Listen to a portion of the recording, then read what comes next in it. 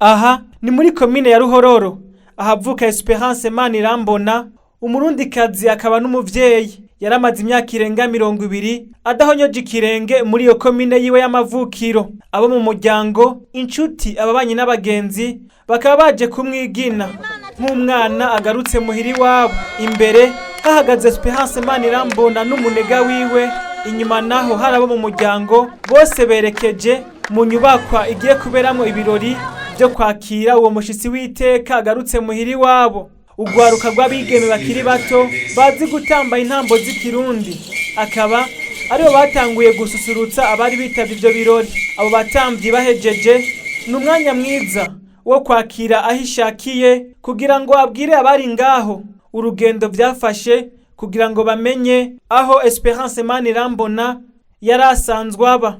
Ahishakiye ahejeje gufata ijambo, uwitwa Papius akaba nawe yarafashe ijambo abwira abari ngaho uko vyagenze kugira ngo ashobore gutohoreza Manirambona yongera amenye umuvyeyi yamwibarutse w'umupapa ariwe Gahungu Baratazara.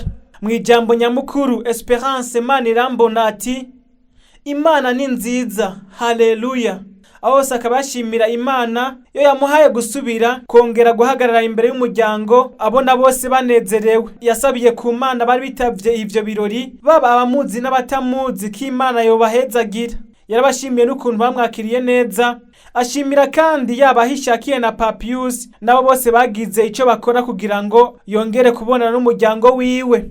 Yashimiye Imana ubwa mbere yo kunyemerera ko kugeza ino saha. First of all, we'd like to appreciate to say thanks to Almighty God for this time.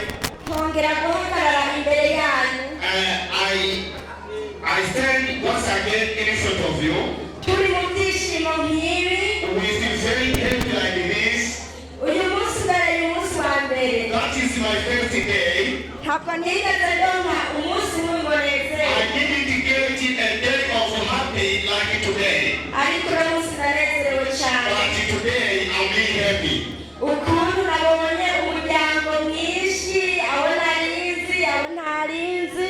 The way I have seen it with my family, and the others whom I was not understand. Mukaba mwanyitavye kuno munsi. And then you came here for me. Yes, abagirire neza. May Jesus bless you so much. Abemeye kuza hano hantu kuno munsi. All who have agreed to come here. Nabonye byinshi guhera ku itariki 25. I saw many things from on the 5. Umunsi nagereye hano iwacu ku Ruhororo. The day I arrived here at our homeland at Ruhororo. Mwanyakiriye neza. You welcome me very much. Kugeza n'ubu mukaba mukinyakira. Until this time you still welcome to me. Yes, abagirire neza. May God bless you so much. Nkashimira n'abategetsi bemeye kumpereza uyu mwanya. And today I would like to appreciate even the women who agreed to give me this time. Ndashimiye ukuntu mwanyakiriye nk'umwana wanyu. I say thank you the way you received me like your child. Ntabwo mwangoye cyane. You did not make it. I didn't get difficult. Yes, abagirire neza. May God bless you. Inkuru zanze mwamaze kuzumva. You have got my information in my story. Abo naciye ko mwabumvise. You saw, you listened to whom I passed by, so as I can know my talents. Ndashimye ukuntu babikorana n'umutima mwiza. I appreciate, I say thank you to them on how they worked that work. Kuko ni bake wobwira ati nimunkorere ikintu bagikore. Because a few people you can ask them to do such like this, but they cannot do so. Ndashimiye musaza wanje ayishakiye. I say thank you to my brother Yishikiye. Ukuntu yitanze. The way he provided his enough time. Kwino saha nkabanezerewe nawe nezeranywe n'abandi. This time I'm very happy with him, with all other people. Imana imugirire neza. May God bless you so much. Nkongera nkashimira na mama wiwe. Also, I say thank you to his mother. Yampaye ingufu cyane kugira ndabikurikirane. I used a lot of time in energy so as we can follow that situation. Mu Kirundi ngo abatamvyi baneza barakurikirana. Umunega wa Esperance Manirambona nawe akaba yaciye afata ijambo. Mu majambo yiwe yagize ati ndanezerewe kuba ngaha ku Ruhororo no kuba mu Burundi muri rusangi. Nibwo bwa mbere ngeze mu Burundi ariko naranezerewe kuko nasanze ari igihugu kirimwo amahoro n'umutekano kandi abantu baho bakunda Imana. I see Burundians are very thankful. Mubyukuri nashoboye kubona abarundi barubaha cyane rwose. They are also beautiful. Kandi abarundi ni beza. This is a blessed country. Mubyukuri iki ni igihugu cyahezagiwe.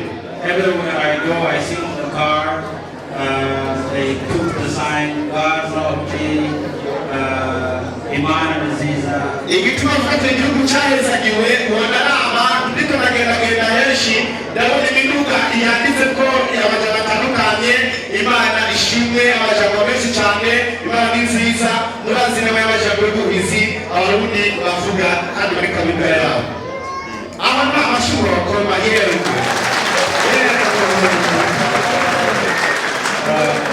When you love God and truly love God, God will reward you abundantly.